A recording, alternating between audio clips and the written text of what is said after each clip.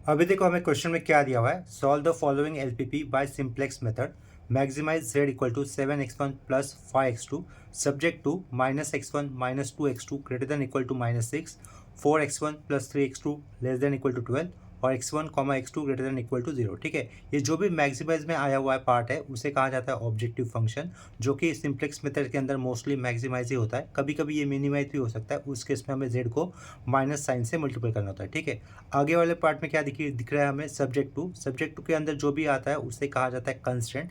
Constraint ये पहला वाला जो दिख रहा है वो greater than equal to type का है और दूसरा कंस्ट्रेंट क्या है, less than equal to type का है। सिंप्लेक्स मेथड के अंदर जो भी कंस्ट्रेंट होते हैं वो मोस्टली कैसे होने चाहिए, less than equal to type के ही होने चाहिए। ठीक है, तो ये greater than equal to type का दिख रहा है, तो इसे less than equal to type का बनाने के लिए हमें क्या करना होगा, जैसे कि पहले लेक्चर में बताया था, पहले इस वाले कंस्टेंट को हमें किससे मल्टीपल करना होगा, माइनस साइन से मल्टीपल करना होगा। ठीक है, ये जो पहला कंस्टेंट दिख रहा है greater than equal to type का है ना, तो हम लोग क्या कर देंगे, इसे माइनस साइन से मल्टीपल कर देंगे। तो आगे क्या लिख रहा हूँ मैं, writing LPP as follows, writing LPP as follows लिखा। ठीक है, जहाँ पर चेंजेस हम लोग कहाँ पे करेंगे, सिर्फ पहले वाले कंस्टेंट में करेंगे, जिसे सिर्फ जो greater than equal to sign दिख रहा है उसे less than equal to type का बनाने के लिए। ठीक है, तो राइटिंग एलपीपी एज फॉलोज करने के बाद हमें क्या लिखना है, ये मैक्सिमाइज वाला पार्ट एज इट इज लिख देना है, मैक्सिमाइज। ठीक है, तो ये maximize z as it is लिख देंगे, जिसे कहा जाता है objective function. 7x1 plus 5x2 ये एज इट इज लिखा, उसके आगे क्या लिखना है हमें, इसे माइनस से मल्टीपल करेंगे तो ये क्या हो जाएगा, plus x1 plus 2 times of x2 less than equal to. ठीक है, ये -6 का क्या बन जाएगा, +6। नेक्स्ट में क्या रहेगा, ये 4x1, यहाँ पर कोई चेंजेस नहीं, ये +3x2। ठीक है, लेस देन इक्वल टू 12 और ये x1 x2 greater than equal to 0। ये जो भी लास्ट में लिखा है ना हमने, उसे कहा जाता है नॉन नेगेटिव कंस्टेंट कहा जाता है। ठीक है, पहला वाला पार्ट ऑब्जेक्टिव फंक्शन है, दैट इज मैक्सिमाइज या फिर मिनिमाइज हो सकता है, और ये सब्जेक्टिव वाले पार्ट में हमेशा क्या आते हैं, कंस्टेंट आते हैं, जो क्या होते हैं, less than equal to type के होते हैं या फिर greater than equal to type के होते हैं, या फिर कभी कभी वहाँ पर इक्वल टू भी आता है। ठीक है, जैसे कि हम लोगों को देखो यहाँ पर कितने कंस्टेंट दिख रहे हैं, फिलहाल 2 दिख रहे हैं और दोनों के दोनों less than equal to type के ही है। और सिंप्लेक्स मेथड के अंदर जो कंस्टेंट होते हैं वो मोस्टली या फिर हमेशा less than equal to type के ही होनी चाहिए। 2 कंस्टेंट होने के कारण इसके साथ हमें अपनी तरफ से 2 एडिशनल वेरिएबल कंसिडर करने होंगे, जिससे कहा जाएगा स्लैक वेरिएबल, जिसकी नेमिंग हम लोग करेंगे S1 और S2। ठीक है, इस क्वेश्चन के अंदर यानी कि एलपीपी के अंदर जो x1 और ये जो x2 वेरिएबल दिख रहा है उसे कहा जाता है डिसीजन वेरिएबल। ठीक है, तो ये क्वेश्चन हम लोगों ने थोड़ा सा चेंज कर दिया, जो क्या बोल रहे हो उसको, पहला constant greater than equal to type का था वो हम लोगों ने less than equal to type का ला दिया। इसके बाद हमें क्या करना है, इस एलपीपी को, दिए हुए एलपीपी को स्टैंडर्ड फॉर्म में लिखना है। ठीक है, तो देखो उसका स्टैंडर्ड फॉर्म लिखने के लिए मैं ये वाले एरो से शुरुआत कर रहा हूँ। आगे मुझे लिखना होगा writing LPP in standard form. ये क्या लिखा, writing LPP in standard form. ठीक है, स्टैंडर्ड फॉर्म। स्टैंडर्ड फॉर्म में लिखते वक्त हमें क्या करना होता है, जो भी z के इक्वल टू के आगे आता है पार्ट, उसे हमें लेफ्ट साइड में लिखना होता है, यानी कि 7x1 लेफ्ट साइड में आएगा तो माइनस हो जाएगा, और ये +5x2 लेफ्ट साइड में आएगा तो वो भी माइनस हो जाएगा। ठीक है, और दो कंस्टेंट होने के कारण उसी के अंदर हम लोग 2 स्लैक वेरिएबल ऐड कर देंगे, जिनका कोएफिशिएंट में 0 लिखना होगा। ठीक है, तो देखो कैसे लिखना होगा, ये z माइनस कितना 7x1 होगा -5x2 होगा। ठीक है, इसके अंदर हमें क्या लिखना होगा, स्लैक वेरिएबल भी ऐड करने होंगे, 2 स्लैक वेरिएबल ऐड करेंगे S1 S2, क्योंकि हमें 2 ही कंस्टेंट दिख रहे हैं। ठीक है, तो ये क्या होगा 0 S1 प्लस 0 S2, इसके इक्वल टू के आगे कुछ नहीं होगा तो आगे कितना लिख देंगे 0। ठीक है, अभी हमें पहला कंस्टेंट लिखना है। पहला कंस्टेंट में क्या दिख रहा है हमें, x1 plus 2x2।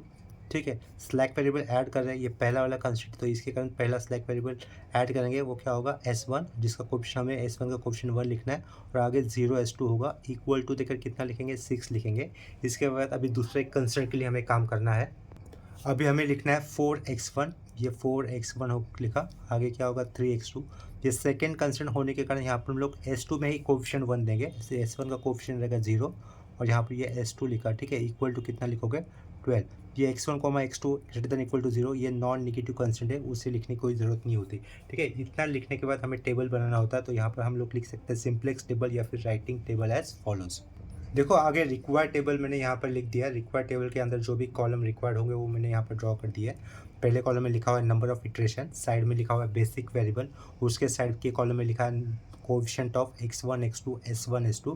x1 x2 ये अपने डिसीजन वेरिएबल थे, s1 s2 ये अपने स्लैक वेरिएबल लिए थे जो हम लोगों ने एडिशनली ऐड किए थे, RHS और इक्वल टू 0, ठीक है। तो इसके बाद हम लोग नीचे एक हॉरिजॉन्टल लाइन ड्रॉ कर देंगे, हॉरिजॉन्टल लाइन ड्रॉ करने के बाद और एक हॉरिजॉन्टल लाइन आएगी, ठीक है। तो यहाँ पर इटरेशन हमेशा 0 से स्टार्ट होगा, 0 के साइड में फर्स्ट बेसिक वेरिएबल z होगा, उसके नीचे और एक लाइन, ठीक है। ये इंपॉर्टेंट लाइन है, ये इस तरीके से आपको सेपरेशन दिखाना ही होगा।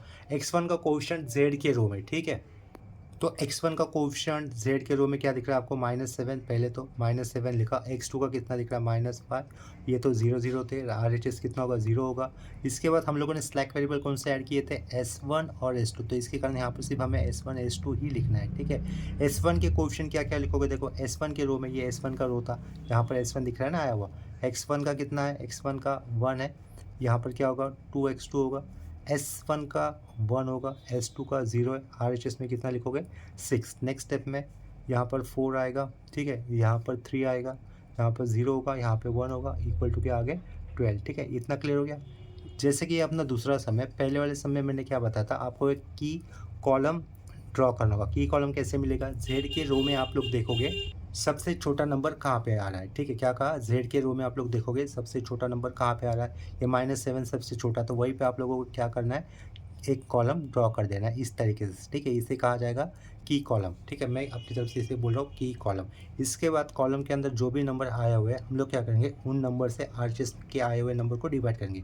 6/1 कितना आता है रेशो 6, ठीक है, और ये 12/4 कितना होगा 3 होगा, ठीक है। इतना समझा होगा। इसके बाद रेशियो में सबसे छोटा पॉजिटिव नंबर जहाँ पे मिलता है वहाँ से आप लोग एक एरो बनाओ इस तरीके से, वहाँ से हमें क्या मिलेगा, एक रो मिलेगा, ठीक है। उस रो को कहा जाता है पाइवोट रो या फिर की रो। तो ये रो के लिए मैं इस तरीके से जगह बना रहा हूँ। रो ड्रॉ करते वक्त RHS वाले पार्ट को कंसिडर नहीं करना होता। यहाँ पर देखो मैं आगे जा रहा था जो कि मतलब सही नहीं था, RHS वाले पार्ट को कंसिडर नहीं करना है, ठीक है। तो वो वाला रो यहीं तक होगा, 1 तक होगा।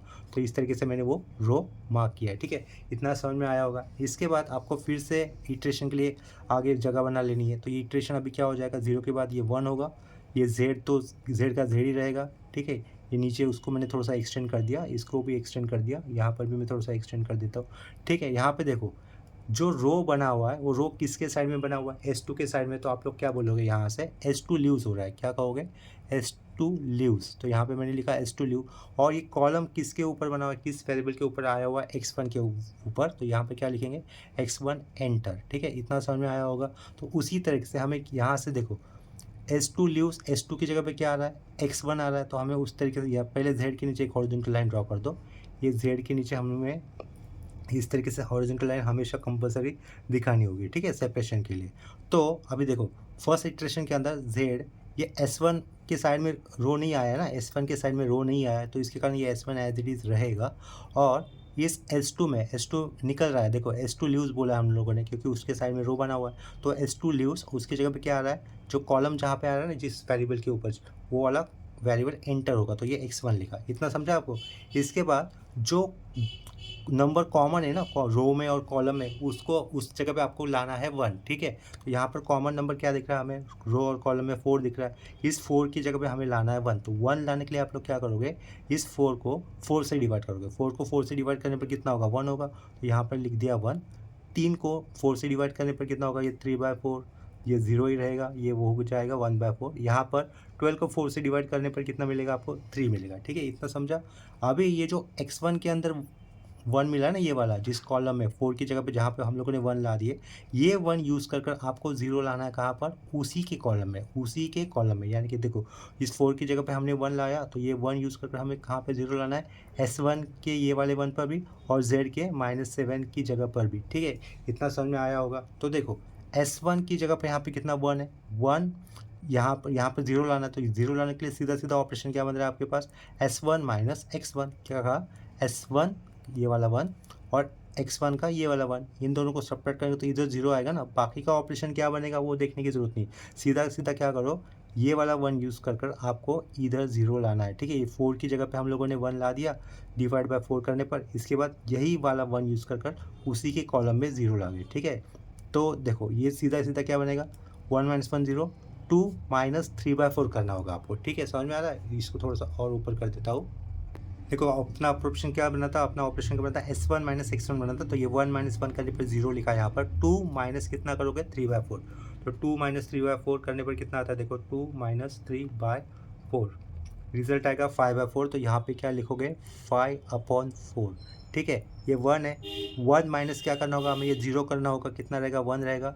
0 माइनस कितना करोगे, 1/4, तो कितना होगा, -1/4 करोगे। 6 माइनस कितना करोगे, 3 करोगे, तो कितना आएगा, 3 आएगा। समझ में आ रहा होगा ये।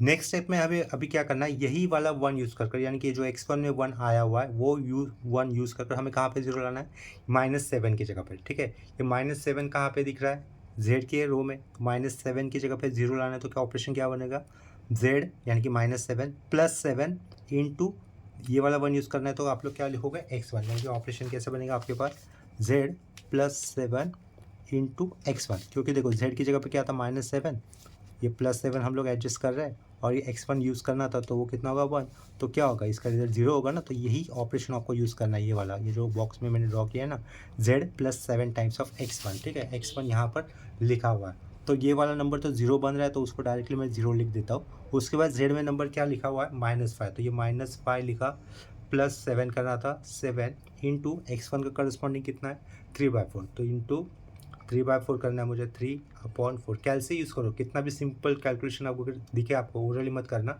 मिस्टेक होने के चांसेस रहेंगे, तो उसको हमेशा कैलसी से ही करो, ठीक है। ये 1/4 लिखा, आगे का z का नंबर कितना है, 0, वो आएगा 0 + 7 टाइम्स ऑफ x1 का करस्पॉन्डिंग कितना 0 है, तो ये कितना रहेगा, 0 ही होगा। आगे फिर से हमें 0 दिख रहा है, तो ये 0 लिखा, + 7 टाइम्स ऑफ उसका करस्पॉन्डिंग कितना हो रहा है, 1/4, तो ये 1/4 लिखा, ठीक है। रिजल्ट कितना होगा, 7/4, तो यहाँ पर लिख दिया हमने 7/4। RHS में भी वही काम होगा, ये लिखा हमने 0 + 7 टाइम्स ऑफ x1 का करस्पॉन्डिंग कितना है, 3, तो यहाँ पर मैं 3 लिख देता हूँ, 3 कितना आया रिजल्ट, 21, तो यहाँ पे क्या लिखोगे आप लोग, 21 लिखोगे, ठीक है। इतना समझा। देखो इसके आगे हमें और इटरेशन पे नहीं जाना है, क्यों नहीं जाना है, क्योंकि z के रो में सारे नंबर हमें कैसे दिख रहे हैं, पॉजिटिव। अगर कोई नंबर z के रो में निगेटिव दिखता है, तो आगे के हमें इटरेशन पे जाना होता है। यहाँ पर z के रो में सारे नंबर कैसे दिख रहे हैं, प्लस है, तो इसके कारण हमें आगे के इटरेशन प्रोसीड नहीं कर रहा है, यही से हमें अपना आंसर मिल जाएगा, ठीक है। वो आंसर क्या रहेगा, देखो इस वाले कॉलम में, जहाँ पर बेसिक वेरिएबल के कॉलम में हमें x2 नहीं दिख रहा है, इसका मतलब x2 नहीं दिख रहा, तो x2 की वैल्यू कितनी लोगे आप लोग, 0, तो x2 हमने 0 लिखा। साइड में ये x1 की वैल्यू कितनी होगी, x1 की RHS में कितना दिख रहा है, 3, तो x1 की वैल्यू 3 होगी। और z मैक्सिमम पूछा, तो यहाँ पर क्या आप लिखोगे, z max is equal to कितना आएगा, z मैक्स की वैल्यू 21, तो यहाँ पे सीधा सीधा लिख दोगे 21, ठीक है। यही है अपना फाइनल आंसर। अगर आप लोग इसे क्रॉस चेक करना चाहते हो तो कर सकते हो। देखो x1 कितना मिला है, 3, x2 कितना मिला है, 0, और z मैक्स कितना दिख रहा है, 21। तो देखो मेन क्वेश्चन पे आ जाओ, चेक कर लेते हैं, ठीक है। x2 तो 0 था, देखो x2 0 था, x1 3 था, तो 7 3 21 ही हो रहा है ना, यानी कि अपना आंसर क्रॉस चेक करने पर हमें ये सही मिल रहा है, ठीक है। तो हम लोग अभी ये सम के साथ इस लेक्चर को इधर ही स्टॉप कर देते हैं। नेक्स्ट लेक्चर में हम लोग और अलग टाइप के सम सॉल्व करेंगे, जहाँ पर कभी कभी क्वेश्चन में मैक्सिमाइज की जगह पे मिनिमाइज भी हो सकता है, तो वो उस टाइप का हम लोग सम करेंगे, ठीक है। या फिर कंस्टेंट में कभी कभी इक्वल टू भी आ सकता है, तो उस टाइप के हम लोग आगे के नेक्स्ट लेक्चर में सॉल्व करेंगे, ठीक है। अगर ये लेक्चर आपको पसंद आता है तो आप लोग इसको प्लीज़ लाइक करना और अपने फ्रेंड्स में शेयर भी कर देना, ठीक है। कोई डाउट्स रहे तो कमेंट सेक्शन में आप लोग मुझे पूछ सकते हो।